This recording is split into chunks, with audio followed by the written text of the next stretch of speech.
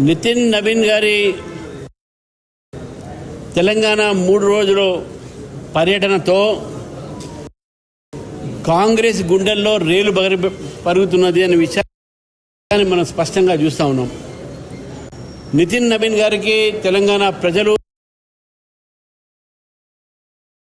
తెలంగాణ కార్యకర్తలు ఇచ్చినటువంటి ఒక స్వాగతము, ఆశీర్వాదం చూసి రేవంత్ రెడ్డి గారి యొక్క ఫ్యూజులు ఎగిరిపోయినాయి.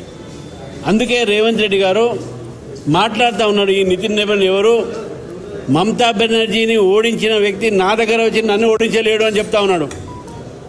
అంటే ఈ గర్వము, ఈ రాజకీయ దురంకారము నితిన్ నవీన్ గారు ఒకసారి ఒక పర్యటనతోనే నువ్వు ఇంత భయపడినావు అంటే, రేవంత్ రెడ్డి గారు ఈరోజు ఈ వ్యాఖ్యలు నితిన్ నవీన్ గారి మీద కానీ, మమతా బెనర్జీ ఒక బలహీన ఒక ముఖ్యమంత్రి కాబట్టి ఓడిపోయింది, నన్ను ఓడించడం అనే ఇంత కష్టము అని చెప్పి మాట ఏది అన్నారో, ఇది దీంతోనే అర్థమవుతుంది రేవంత్ రెడ్డి గారు నితిన్ నవీన్ గారి యొక్క పర్యటనతో భయపడి అక్కాసుతో, ఫ్రస్ట్రేషన్తో, భయంతో ఈ వ్యాఖ్యలు చేశారు. వాస్తవానికి మమతా బెనర్జీ వారి ఇండియా అలయన్స్లో ఉన్నారు. ఒకవైపు రాహుల్ గాంధీ ఓట్ల దొంగతనంతో ఆమె ఓడిపోయిందంటే, ఈయన నితిన్ నవీన్తో వలన బీజేపీ వలన ఓడిపోయింది, నేను ఓడిపోను అని చెప్తా ఉన్నాడు. ఈయన ఓడిపోను అనే మాట అంటేనే అర్థమైందంటే కాంగ్రెస్ పార్టీ ముక్త్ తెలంగాణ అనే పిలుపు నితిన్ నవీన్ గారు ఇచ్చినటువంటి ఒక పిలుపు ఈరోజు ప్రజలు ఇక్కడ దానికి సిద్ధంగా ఉన్నారు. అంతేకాకుండా కాంగ్రెస్ పార్టీలో జరిగినటువంటి అవినీతిని, ఆర్ఆర్ ట్యాక్స్ని బయటికి పెట్టినటువంటి నితిన్ నవీన్ గారు వారి యొక్క చేసినటువంటి వ్యాఖ్యలకు భయపడి ఫ్రస్ట్రేషన్తో బీజేపీ బలపడుతున్నది అనేటటువంటి ఒక భయంతో ఈరోజు రేవంత్ రెడ్డి గారు నితిన్ నవీన్ గారి మీద ఈ వ్యాఖ్యలను చేయడం జరిగింది.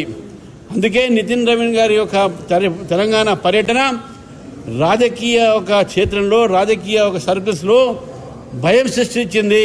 కాంగ్రెస్ పార్టీ భయపడతా ఉంది, వాళ్లకు బయటికి పోయే తలుపులు ఎదురు కనబడతా ఉన్నాయి. కాబట్టి వచ్చే ఎన్నికల్లో బీజేపీ గెలుస్తున్న భయంతో రేవంత్ రెడ్డి గారు ఇటువంటి వ్యాఖ్యలు చేశారు.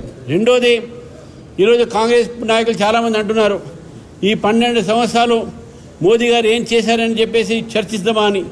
నేను ఆ రోజే చెప్తా ఉన్నాను, నేను చర్చించడానికి సిద్ధంగా ఉన్నాను. దమ్ముంటే సెక్రటరియట్ గేట్ దగ్గర 2 కుర్చీలు పెడదాం, వాన పడితే గొడుగులు కూడా మేము తీసుకొస్తాం. ఆ ఒక చర్చ చేసి 12 సంవత్సరాలు మేము ఇచ్చింది ఏంది, 2.5 సంవత్సరాలు తెలంగాణకు ఎంత మోసం మీరు చేశారో అనే విషయాన్ని మనం చర్చిద్దాం, తెలంగాణ ప్రజలకు వాస్తవాలు చెప్దామని చెప్పేసి కూడా ఈ సందర్భంగా మీకు తెలియజేస్తా ఉన్నాను.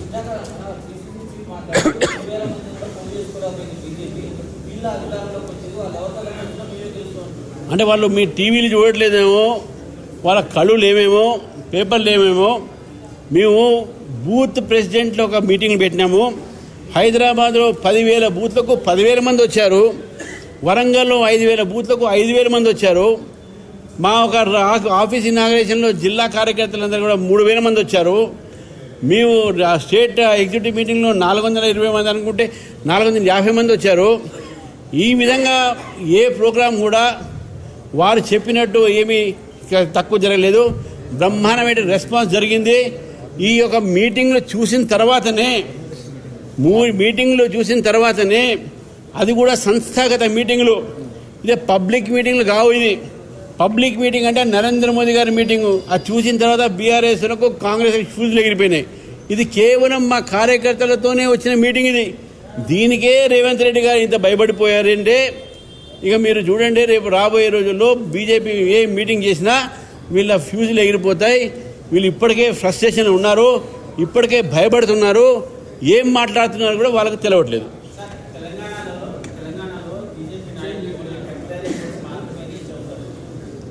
ఈ అన్ని మాటలన్నీ కూడా దానికి వాల్యూ లేదు, దానికి ఏమీ ఆధారాలు లేవు. వాళ్ళు మాట్లాడే మాటలన్నీ కూడా పనికిరాని మాటలు. వాళ్ళకు నిజంగా వాస్తవాలు వాళ్ళ దగ్గర ఏదైనా మ్యాటర్ ఉంది అంటే చర్చిస్తాం. డెవలప్మెంట్ మీద మోదీ ఎంత డెవలప్మెంట్ చేసిండో, మోదీ ఎంత తీసుకొచ్చిండో, మోదీ ప్రభుత్వం తెలంగాణకి ఏమి ఇచ్చింది, మీరు తెలంగాణకి ఏం చేశారని చెప్పి చర్చిస్తాం మనం. అంతేగాని అది లేదు ఇది లేదు అన్న 1000 మంది వచ్చారు, 500 మంది వచ్చారు, ఇవన్నీ వాళ్ళకు కూడా మీ టీవీ అన్నీ కూడా కలిసి ఇక మీ ఉంటాయి కదా మీ యూట్యూబ్ లింక్స్ అన్ని పంపించండి ఆయనకు.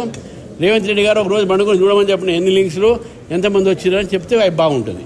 ధన్యవాదాలు.